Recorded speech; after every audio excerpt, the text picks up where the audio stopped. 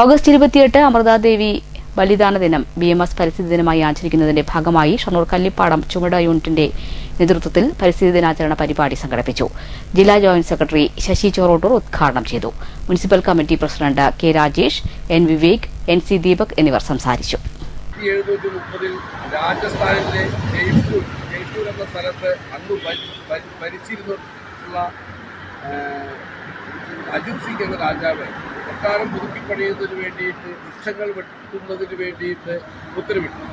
ആ വൃക്ഷങ്ങൾ വെട്ടുന്നതിന് വേണ്ടി ദിവാനും അതുപോലെ തന്നെ ഭടന്മാരും ഗജഡി എന്ന വനത്തിൽ പോയി. ഗജഡി എന്ന വൃക്ഷം ആ രാജസ്ഥാനിലെ ജയ്പൂർ എന്ന സ്ഥലത്ത് അവിടുത്തെ ജനങ്ങൾ ഈശ്വരീയ ചിന്തയോടുകൂടി ഈശ്വരീയ കാഴ്ചപ്പാടോടുകൂടി ജീവാംശം നിലനിർത്തുന്ന വൃക്ഷമായി ആചരിക്കുന്ന ഗജഡി മരം വെട്ടുന്നതിന് വേണ്ടി പോയപ്പോൾ അവിടുത്തെ അമൃതാദേവി എന്ന അമ്മയും അതുപോലെ തന്നെ കുട്ടികളും അടങ്ങുന്ന ആളുകളെ സംഘടിപ്പിച്ചുകൊണ്ട് ഇതിന് പ്രതികരിക്കുകയുണ്ടായി.